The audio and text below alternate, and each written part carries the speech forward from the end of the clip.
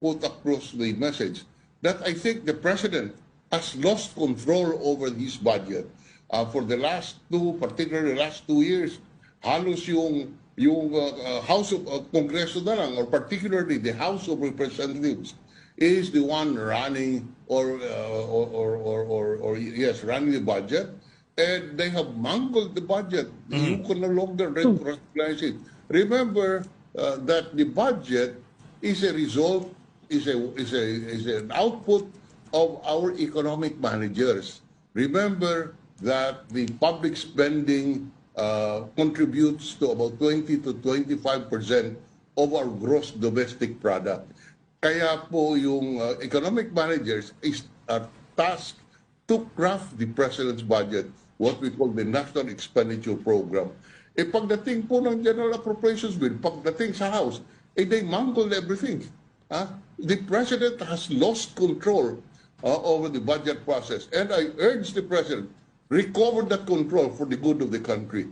Kaya tingnan nyo, natanggal yung chairman dahilan sa hindi na-discovery ng Malacanang na talagang hindi na maintindihan, hindi na nila makilala yung ginawa ng economic managers na National Expenditure Program, at it was mangled in Congress, and it has an effect. This has an effect on our lenders because they are looking at our deficit, and the deficit will balloon because of the funding of the projects which are not a part of the regular budget. So talagang masama ito.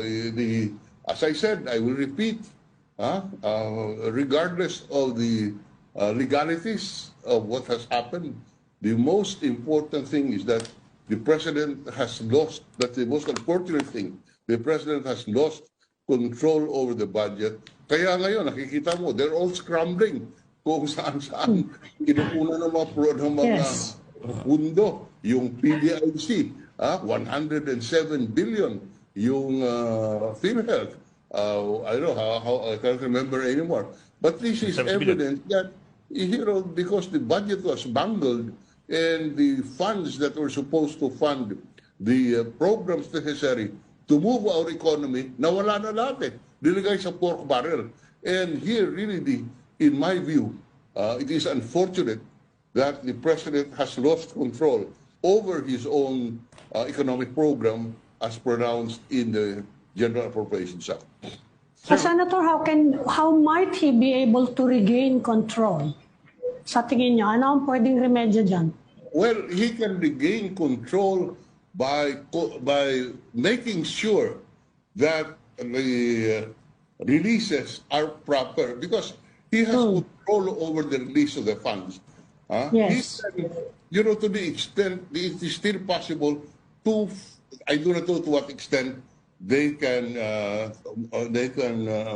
president can again fund the deleted or unfunded regular programs. That's a question of computing how much it will cost. But the president should try to do that, realign.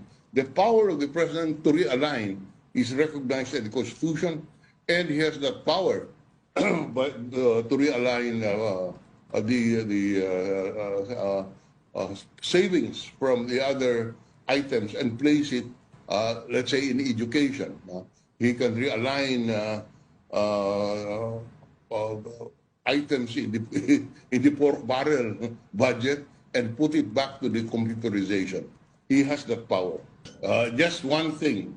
Alam mo, 24 na taon ako sa Senado, 24 na taon ako tumingin ng national budget. Ito po ang pinaka-corrupt. Talagang minanggol nila yung budget, kaya hindi na nakilala ng executive branch kung ano ang itsura nitong budget. That's bad. And I hope they don't do it again.